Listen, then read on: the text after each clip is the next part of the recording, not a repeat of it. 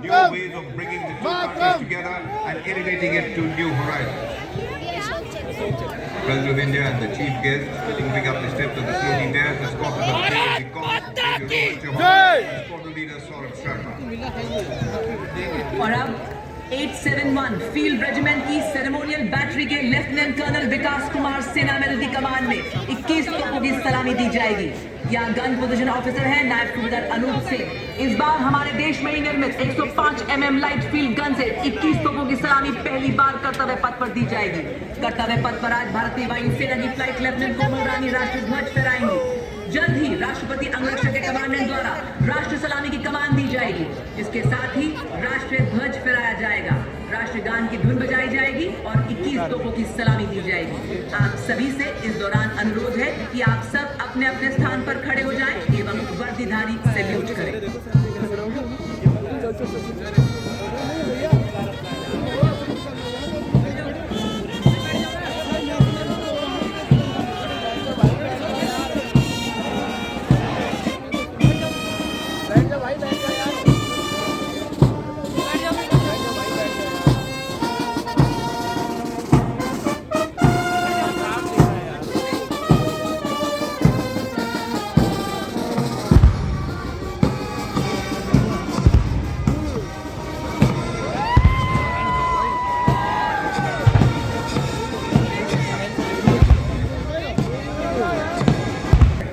आपने दिसंबर 1986 में second lancers में कमीशन प्राप्त किया।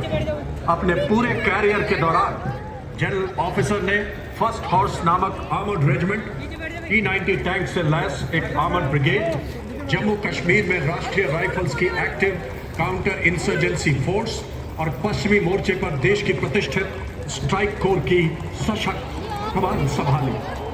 इस कमांड प्रोफाइल असाइनमेंट के फलस्वरूप जनरल ऑफिसर को मैकेनाइज्ड ऑपरेशन से काउंटर इंसर्जेंसी ऑपरेशन तक का बहुत ही अच्छा अनुभव प्राप्त है। अपने 35 वर्षों के अनुकरणीय सैन्य सेवा काल में आपने कमान के डीजीएस ऑपरेशंस के साथ साथ सेना मुख्यालय में पर्सपेक्टिव प्लानिंग, कैपेबिलिटी डेवलपमेंट, क्षमता विकास एवं आत्मनिर्भरता में 2 महत्वपूर्ण वरिष्ठ स्टाफ नियुक्तियों सहित कई अहम स्टाफ व कमान पदों को सुशोभित किया। आपने राष्ट्रीय रक्षा अकादमी खड़गवासला में असिस्टेंट एडजुटेंट व स्कूल ऑफ आर्मर्ड वॉरफेयर में कर्नल अनुदेशक के अलावा संयुक्त राष्ट्र मिशन अंगोला में ऑपरेशंस ऑफिसर का भी कार्यभार संभाला। अपने कैरियर के दौरान आपका आर्मी कोर्सेज में बेहतरीन प्रदर्शन रहा है। आपने young officers, junior command course और डिफेंस सर्विसेज में सर्वश्रेष्ठ छात्र होने का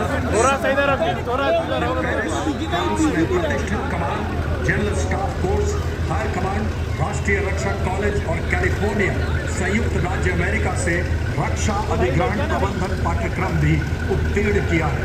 देवी और सज्जनों, स्ट्राइक कोर की सफल कमान के बाद अगस्त 2022 से आप general officer commanding Delhi area के पद पर पदासीन हैं।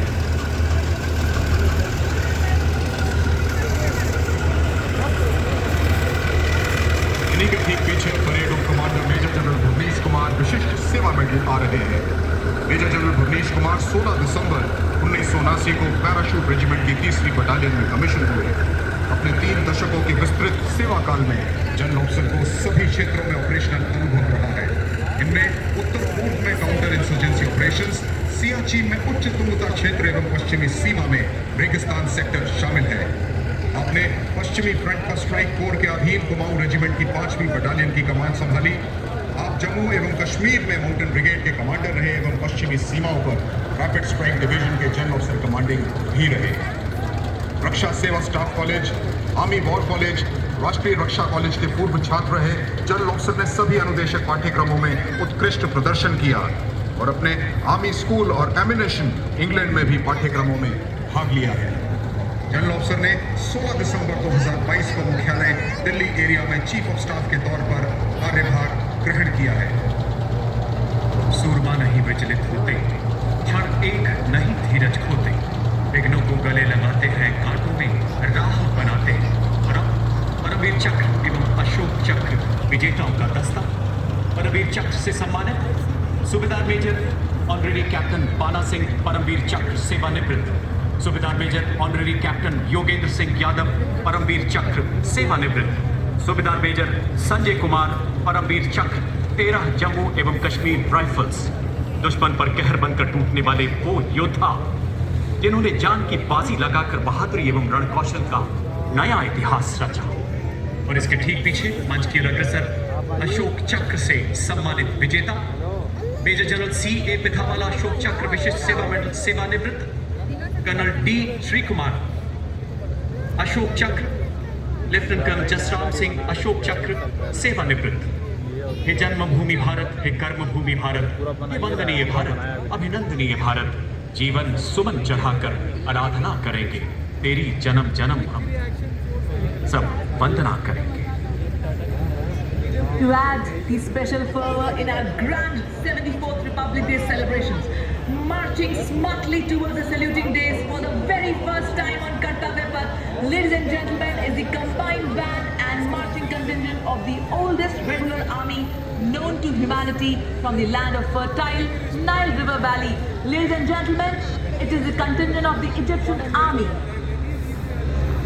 marching on the tune "Oh Dearest Name in Existence," led by Colonel Mahmood Mohammad Abdel Fateh Al-Kharasi, comprising of 144 soldiers representing the main branches of the Egyptian armed forces, reflecting the greatness of the Egyptian state and its pride in its ancient history. The Egyptian armed forces considered it as a privilege to participate in India's Republic Day parade. The modern Egyptian army was established from Muhammad Ali Pasha, who is considered to be the founder of modern Egypt, as he formed an army of Egyptians.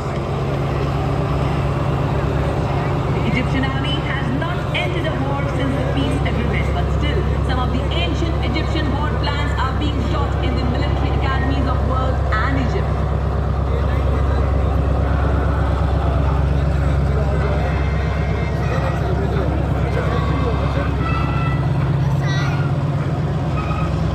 कर्तव्य पथ पर जन भागीदारी, श्रमयोगियों का सम्मान लिखा वो कागज जुगनुओं सा चमकने लगा जिस पर अंधेरे में मैंने उंगलियों से हिंदुस्तान लिखा।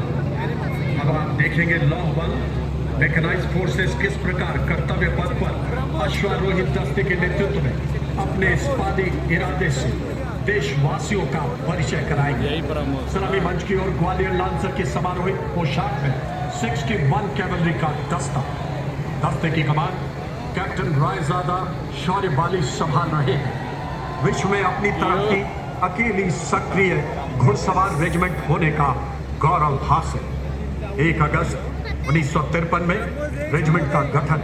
अब तक 39 युद्ध सम्मान, 1 पद्मश्री, 1 सर्वोत्तम जीवन रक्षा पदक, 12 अर्जुन पुरस्कार, 6 विशिष्ट सेवा में आदर्श अश्व शक्ति यशोबल अर्थात अश्व शक्ति हमेशा सर्वोत्तम।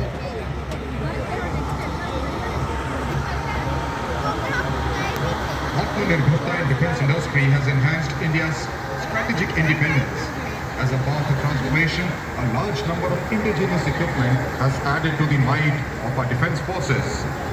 Now we welcome before you the might of the Indian Army with the detachment of main battle tank Arjun of 75 Armored Regiment led by Captain Amanjeet Singh. The newly developed Kanchan armor provides an all-round anti-tank warhead protection much higher than available in comparable third-generation tanks. The 4-man crew MBT is augmented with an array of systems including FCS, Fire Detection Suppression System and NBC Protection System. The motto of the regiment is Sahasam Vijayate.